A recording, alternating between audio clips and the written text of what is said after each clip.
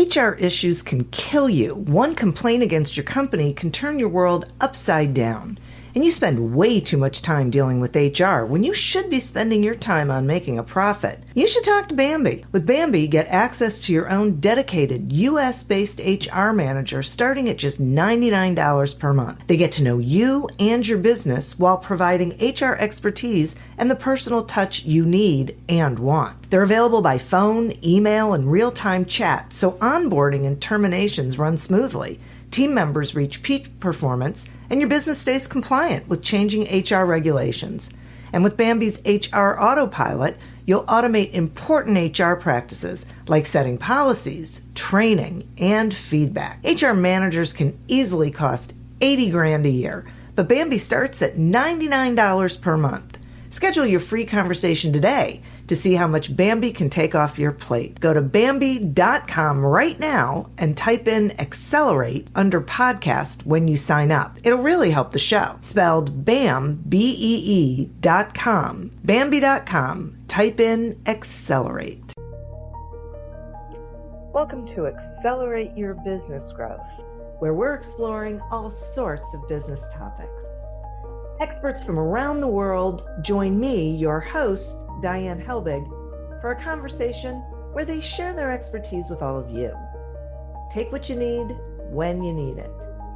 Featured on Inc.com, Forbes, and MSNBC's Your Business, this podcast is recognized as one of the best podcasts for small business, sales, leadership, social media, and more. When it comes to business, Accelerate Your Business Growth has got it covered. And now on with the show. My guest today is Jeffrey Deckman.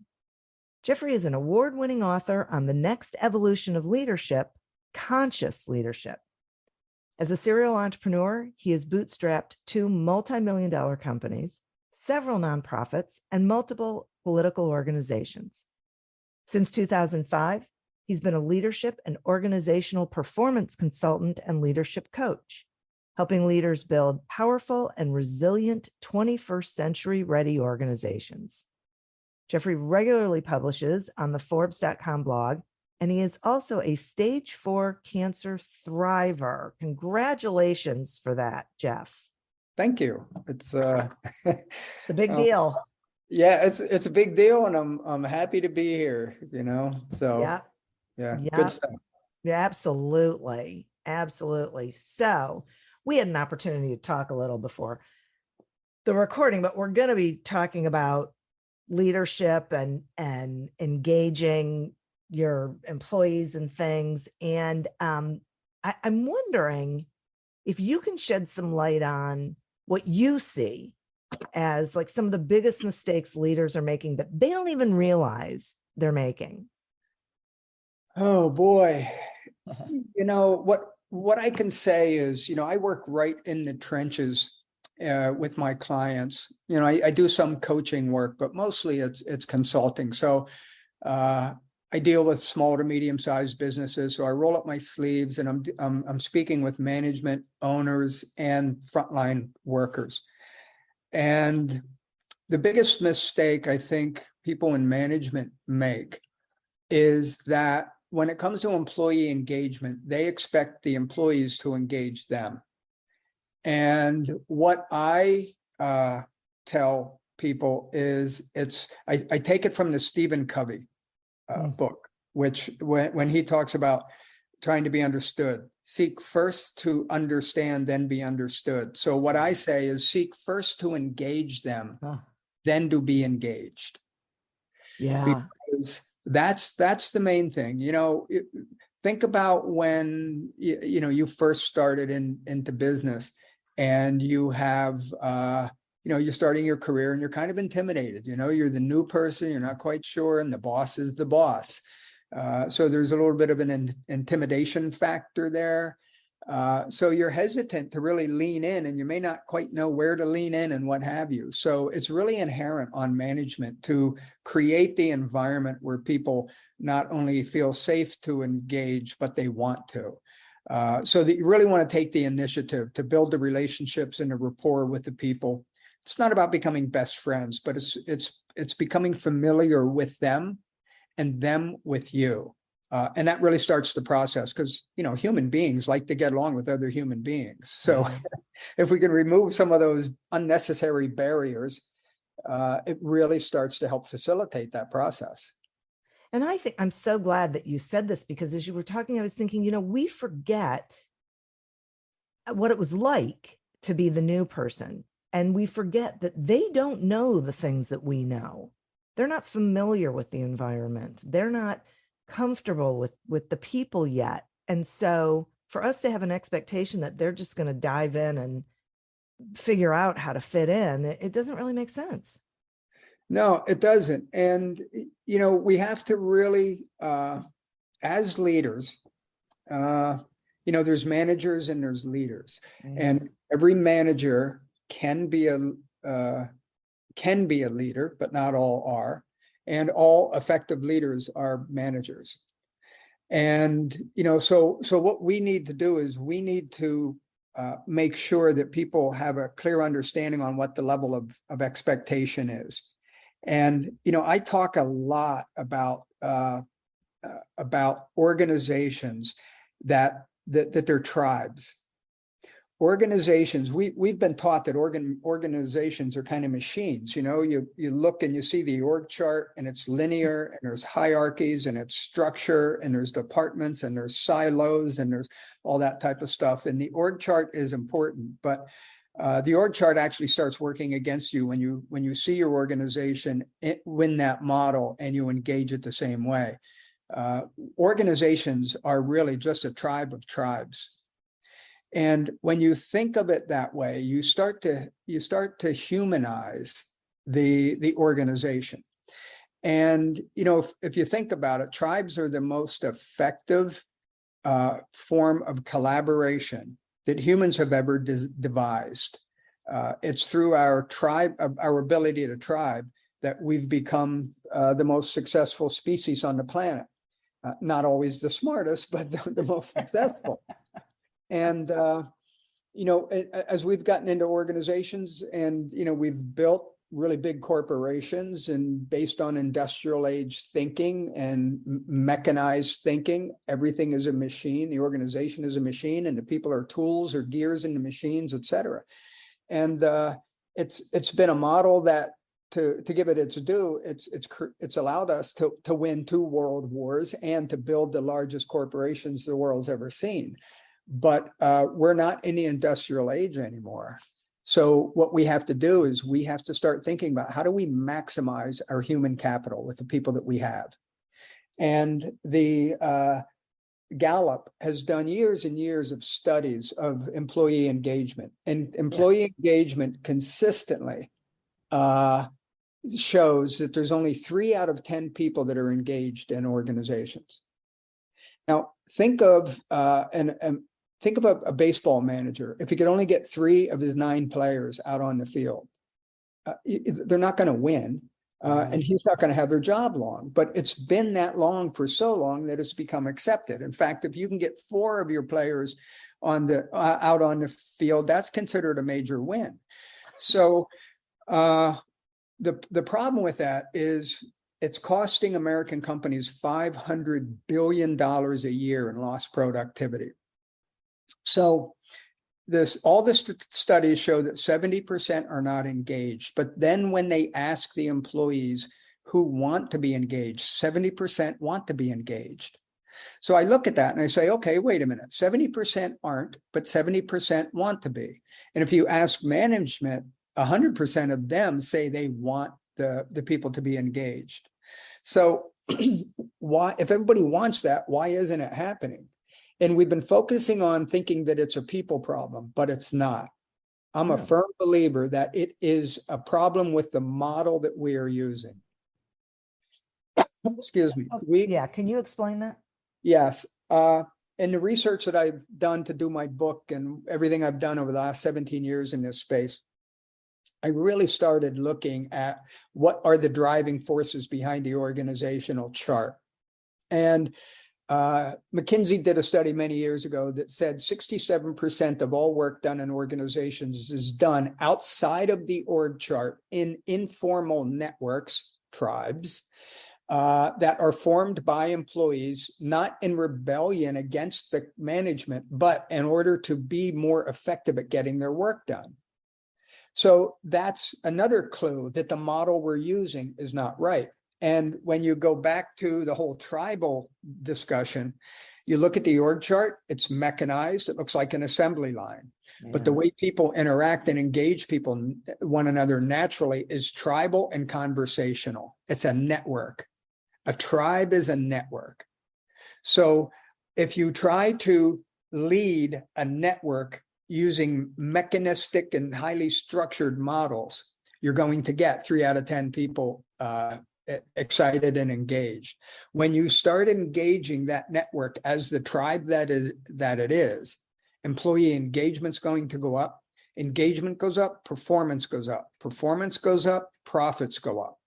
It's math. That's just the way that happens. Yeah. So what that means is we need to enter into our organizations. We need to look at them differently and engage them differently. And when we start treating people more like people, and we engage them in the conversations, and we let them participate in discussions that will impact their jobs, or when we start having management open up a bit more to the frontline workers to help solve problems and innovate, et cetera, you'll see that you'll get more collaboration. And that collaboration is the engagement, which then starts the performance to increase profit chain that starts to flow. So the problem is the model. We can't be looking at our organization strictly as org charts. There's 3 things behind the org chart that drives performance. One are tribal dynamics, how the group interacts with one another. You have tribal leaders, you have people that are influential that may not show up on the org chart. Right. So you have tribal dynamics, you have knowledge networks, I call them, which we traditionally call them teams, but they're actually knowledge networks. And then you have culture. So tribal dynamics, knowledge networks, and culture, because culture is basically the level of consciousness within the organization. Do the people work together? Do they fight? Do they cooperate, or is it a little bit kind of barbaric? And when I started looking at those 3 drivers, I realized that if I can understand the tribal dynamics and how people work together, and if I can assemble teams more as a knowledge network to make sure that they have the training that they need, and how can I create the conditions for their collective genius to work. Every group has a collective genius. And then can I help make sure that the environment they're working in has authenticity, has integrity, and that it respects one another. If I look to focus on doing that right as a manager and as a leader, I'm going to create the conditions that's going to increase the level of employee engagement. The org chart is still important because you need to know what departments people work into and who they report to. But that needs to be a skin, because what really drives the organization are the tribal dynamics, which is the muscle. That's how the work gets done. The knowledge network, which is the brain of the organization, how creative and problem solving is it? And the culture, which is the heart and soul of the organization. Because organizations aren't machines, they're organisms. They're living, breathing, thinking organisms. And when you start viewing your organization like that from a human standpoint, as opposed to a mechanized standpoint, the shifts that start to occur and the realizations you get, that it's like, oh, geez, I've known that all along, but maybe I didn't realize that I can implement some new ways of thinking and engaging the people in my organization. Things start to change pretty quickly. So that makes complete sense to me. And I so appreciate you explaining that. If someone's listening and they're thinking to themselves, along the lines of what I just said, I get it, it makes sense, but I don't know how to start making that change. Are there specific things that these leaders can be doing to start that, turning the boat? Absolutely. And it's easier than you think. The ego may not like it because, as leaders and managers, we just do what I tell you to, right? Right. Or wait a minute. No, I like my idea better, even though it may not be better, but it's mine. So, and here's what I encourage all of my clients to do, and I help them to do it. And that is engage your people in conversations. Get them together. One of the first things you can do is pull some of your top people together, people that you have relationships with already, and sit them down and say, hey, let's engage in a conversation here, maybe over the next couple of weeks, about how are things going? What areas do we see that we've got some problems? Where do you think in the organization, from your perspective, we could make some improvements? And I do this really interesting exercise. It's really eye-opening, and it's fun. It can reveal more information than you wish you had sometimes, but it has a tendency to deliver some interesting outputs. And that is, I survey the people and I ask them three questions. The first one is, if you could remove 2 or 3 things from what it is that you do now in your job that would make you more productive, what would those things be?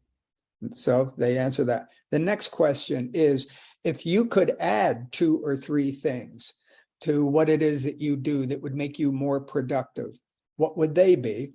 And the third thing is, if you could identify 2 or 3 things that is holding the company back, what would they be? And that one opens it up to, well, there's some political issues, or we just, we have breakdowns in communication. So what it does from a leader standpoint is it really allows me to get some real good information on a one-on-one basis with each of the individuals I'm speaking to. And I also get the bigger view of how the organization's doing. And you'll see some patterns in that bigger view. And regardless if you think the 2 or 3 problems that, most of them might agree with are, whether or not you think they're problems or not, they do. So those are the first ones I start to work on, because when people see that you're working on things that are important to them, they will start to work on things that are important to you. Yeah. Boy, that is such a big point. Oh, those 3 questions, you got to watch who you ask, because it might give you some information you don't like, but sometimes the truth hurt, but it's normally worth it. And kind of start small. If you've got you might be the owner or an executive of a small to medium-sized company, maybe you have a support team of 3 or 4 people or whatever. Start with them, and then depending on how that goes and how comfortable you are and the relationship you have with your people in your organization, you can extend it out. But the caution I would have with that is, don't go down that path unless you're willing to listen and respond and have some follow-up conversations. Boy, you don't have no kidding. Yeah, you don't have to show up with a magic wand and grant all their wishes. But if you can give them 1 or 2 things out of what it is that they're talking about, and explain why you can't do the others, it really serves a valuable purpose. And that's all about employee engagement, increases employee retention. And employee retention plus employee engagement increases profits, because it's really expensive to hire new people, replace existing people. And everybody's challenged by hiring people as it is now. We've got the Great Resignation. We have people that are, I forget what they call it, but one term I heard is quiet quitting. There's another term called presenteeism. Instead of absenteeism, it's presenteeism. Wow. That's out there. And people are blaming the new generations and all that type of stuff. But, as we talked a little bit earlier, people really haven't changed much over the last, 50,000 years. And you create the right involvement, and people want to do good work. They want to be proud of what they're doing. They want to be proud of the organization they're working with. And if you create the right environment, people will absolutely step up. And those that don't or won't, well, no matter what you do, they're not going to do that. But, don't buy into the fact that the Great Resignation and this, quiet quitting, that's just a disease or a virus that has hit the young people. That's not true. You create the right environment, and those young people, they want good futures and good paying jobs, and they want acknowledgement just like we did. So don't buy into that, work through it. Don't you know that you're a grown-up? I'm a grown-up. Me too. Yep, me too. But these days being a grown-up can really suck. Luckily, we're grown-ups who grew up in the coolest generation. We had video arcades. And also some of the best TV and movies ever made. We lived the origin of awesome consumer electronics. The list goes on and on. Yep, Generation X. Exactly. And we're Gen X grown-up. Every week, the Gen X Grown Up podcast explores media, tech, toys, games, and more from both yesterday and today. Through the eyes of Generation Xers who absolutely love that stuff. You can find us on iTunes or wherever you get your podcasts. Or find us on our website, genxgrownup.com. Life sucks as a grown-up. All right, you think that was good enough? I hope so, man. I'm tired. Who listens to a promo on a podcast and then goes and listens to a different podcast? Right. I've never done it. Right. The world's best-known investor and Wall Street expert Warren Buffett once said, "Wall Street is the only place that people ride to in a Rolls-Royce to get advice from those who take the subway." Mr. Buffett's quote is remarkably accurate, but how many people would rather receive advice from him than someone simply guessing? Welcome to Buy, Hold, Sell, your single source for Wall Street knowledge and profitable guidance. Please join me, Todd Schoenberger, and fellow trader Tobin Smith, as well as host Veronica Dudo, for a podcast known to move the needle for investors. Tobin and I are seasoned Wall Street executives with deep investment experience, and we are prepared to share our advice to those who choose to listen. Download Buy, Hold, Sell today on the Evergreen Podcast Network or your favorite podcast channel. Okay, so one of the things that keeps rolling around in my head is if there's a small business owner or business leader who the environment has not been like that, then the trust isn't there. If I walk out and go, okay, I'd like to hear your thoughts, the trust really isn't there for people to feel comfortable sharing their thoughts with me. How does a leader prove, I guess, for lack of a better word, that they mean it, that they really are going down a different road? Your point is a very good one. I wrote a book that really focuses on exactly that. It's called Developing the Conscious Leadership Mindset for the 21st Century. And in it, one of the first things I talk about in there is that the first step on the path to leadership is an inward one, and so are all the rest. And by that, what I mean is, as a leader, you really need to be able to look at yourself, where your strengths are, where your weaknesses are, where your ego is, where the ego is helping you and where it's hurting you. You have to, in order to engage the modern workplace, like we have 5 independent-minded generations in the history of humanity in the workplace, and none of them want to just be told what to do. So leadership today is more about humility. It's not being less than or weak or whatever. It's just about being authentic, acknowledging.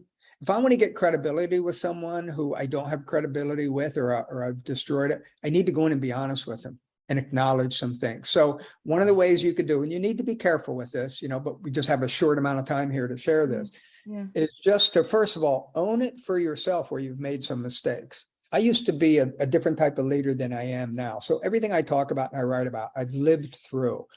And what I had to learn was I had to learn humility. And when I decided, when I owned my last company, that I had created a bit of a toxic leadership environment in there, accidentally, on purpose, and I'd done a lot of work on myself, et cetera, was I had to go in and sit down and say, look, guys, I know I've made mistakes. I know I've been a bonehead and I've been a bit egotistical in some areas. So it doesn't make me any worse than anybody else. We all do that. But I really want to start working to build better relationships between us. So I want to acknowledge that I've done some things that really weren't in the best interest of anybody, but I'm really looking at taking some of that stuff on. So as part of that, what I want to do is I want to come in and I want to see if we can start improving how we communicate and how we operate around here. So by acknowledging some of the things that they already know about you, and they're already thinking about you. Yeah. I mean, they saw it before you did. Yeah. It's like the 4-year-old who stands in the middle of the carpet with his hands over their eyes playing hide and seek. Everybody sees them. Yeah. So I was just standing out there with my, with my hands over my eyes going, nobody can see what it is that I do. But, it's not about wallowing in front of people. Keep your dignity, absolutely. But a little bit of humility and just acknowledge what they already know and say, look, I'm doing work on this. And part of this involves me asking you. So I'm going to make mistakes as I go forward. So I ask your forgiveness in advance, but let's see if we can create a different environment here. I'm going to try to do a better job of listening, and I'm going to ask you to trust me in that. And, if I fall off the bike, then, just point and go, hey boss, or Jeff, you're doing that thing again. And, again, you have to watch who you do that with, but you have to do it. And that's how you reestablish integrity, is by acknowledging when you were out of it. I think this is so great. And one of the most valuable parts of that, in my opinion, is they already know you're doing those things. Yeah, you're the one. It's in your blind spot. In my book, Yeah. I do a whole section on how to identify your blind spots and how dangerous your blind spots are. Because, it's what you don't know that you don't know that hurts you the most. Yeah. And, I've since created an environment where, much to my chagrin, oftentimes people have permission to say when they feel as though I'm off. And Yeah. sometimes I am, and sometimes I'm not. So, and But we'll you're talk more about that. aware. Yeah. Awareness is everything. Yeah. Because when so there's a couple of stages here. Is first of all, something's in my blind spot. I don't know that I'm doing that thing. And then all of a sudden I become aware, and that's painful. And when I become aware, I have a choice. My choice is to stay blind or to acknowledge what's so and to take it on. If I decide to acknowledge it, then I now become conscious. So the next time the thing comes up, I make a conscious decision whether to act appropriately or to act for my ego. I'm either acting as my inner elder or I'm acting as my outer ego. Those are the two things that are driving me. So I have a blind spot, then I become aware. Once I'm aware, the situation comes in, I'm aware it's happening. I get to make a conscious decision one way or another. And once you're aware, you have a tendency to make the better decision. And that elevates your level of consciousness, which means you're coming more from your inner elder and less than your outer ego. And when you can start tipping the scales that way more towards your elder than your ego, the difference between how they feel becomes more evident. And you can tell, oh, that's my ego. I refer to the ego as my dog. I have to keep my dog on a leash. And an untrained dog barks, bites, sniffs in inappropriate places, and one barking dog will activate other dogs to bark, just like one active ego will activate other egos. So Wow. I'm always looking and saying, okay, is my dog on the leash? And I have to do a sit stay a lot.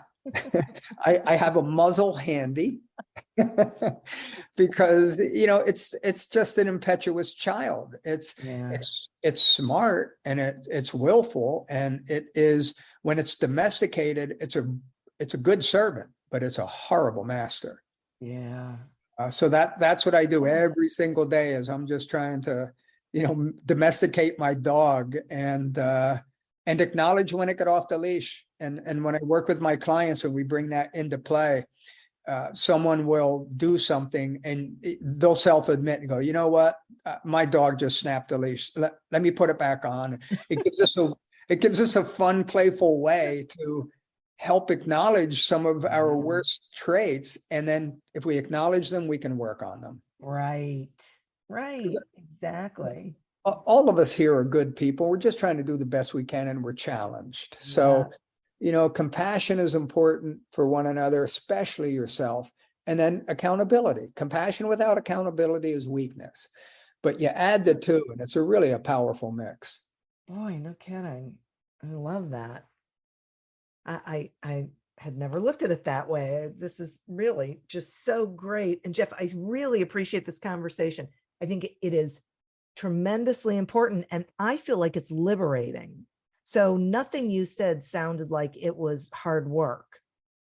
Definitely you have to be able to get your ego out of the way, but it's so liberating and freeing and makes your work life so much more powerful and results oriented.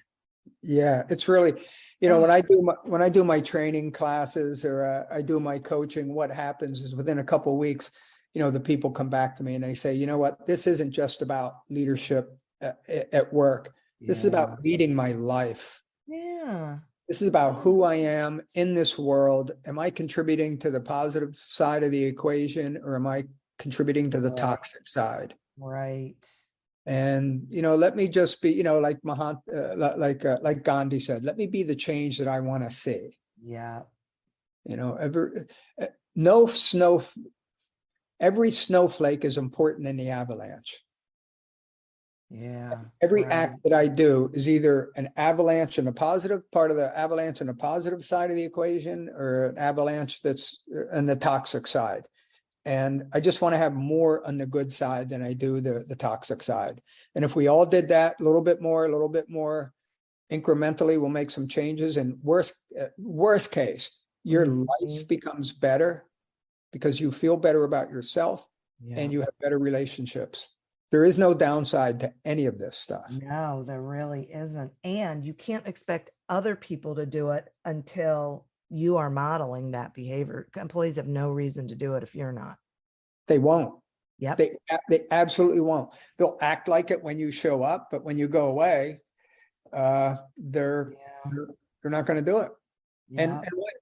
And you wouldn't, Right. Everybody's had toxic bosses, and how hard did you work for them? Yeah. You didn't. We all work for ourselves. Yeah. Oh, yeah. That's good. Wow. And as a manager and as a leader, I need to create the environment where you can work for yourself and be really productive and feel good. And I win from that because again, morale goes up, production goes up, performance goes up, profits go up. And then I make more money as a business owner.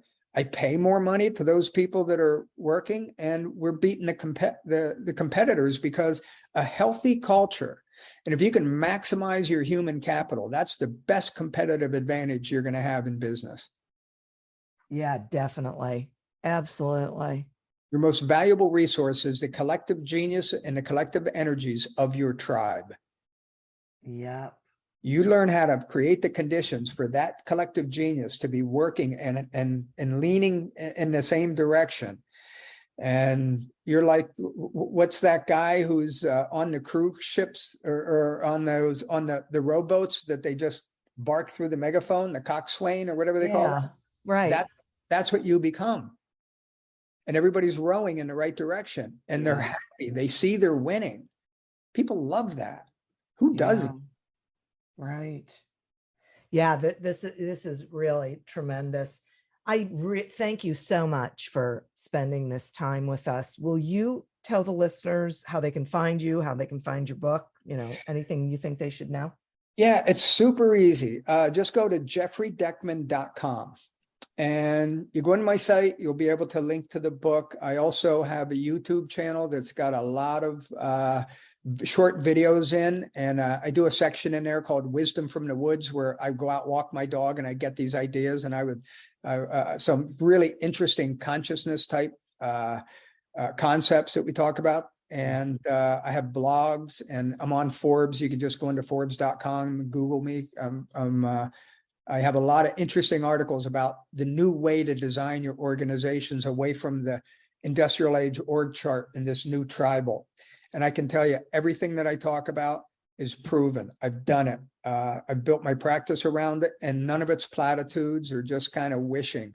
It's all real stuff, and it's revolutionary. I mean, I've won international awards for the new look that I have of organizations that I'm teaching, and it's real. because as small business people, we don't have time to mess around with anything that I can't learn today and leverage tomorrow. Exactly.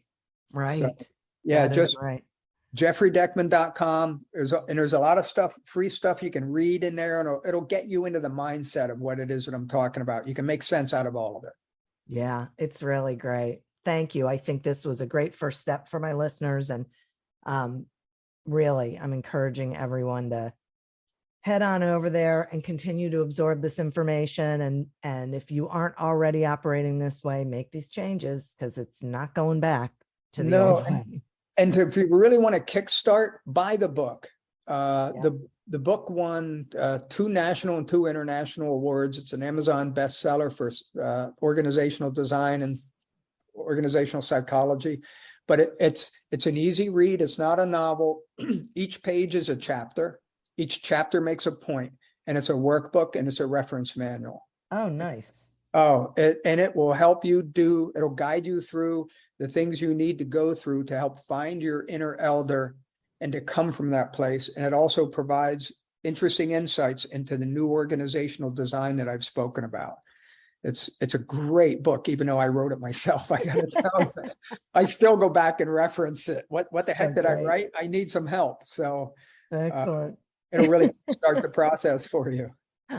That's terrific. Well, as I said, thank you. And listeners, thank you. You are who we're doing this for.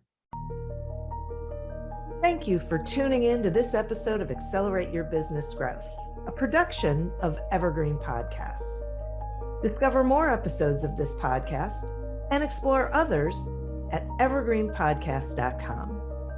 As always, continue to prosper and be curious. And if you're looking to get your sales strategy headed in the right direction, pick up a copy of Succeed Without Selling on Amazon or wherever books are sold. Until we meet again on another episode of Accelerate Your Business Growth, goodbye and good day. Don't you know that you're a grown-up?